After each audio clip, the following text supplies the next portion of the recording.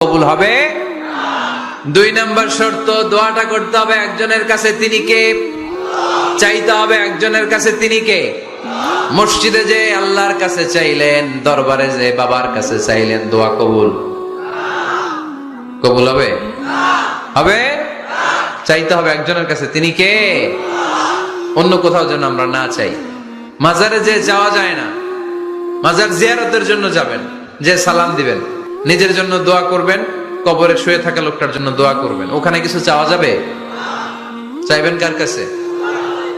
2টা গেল শর্ত। 3 নাম্বার, ইয়াকিন থাকতে হবে যে আমার দোয়াটা কবুল হচ্ছে।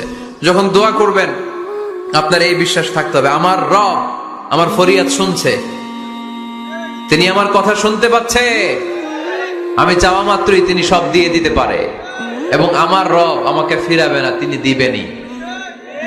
এরকম ইয়াকিন থাকতে হবে। উদুল্লাহ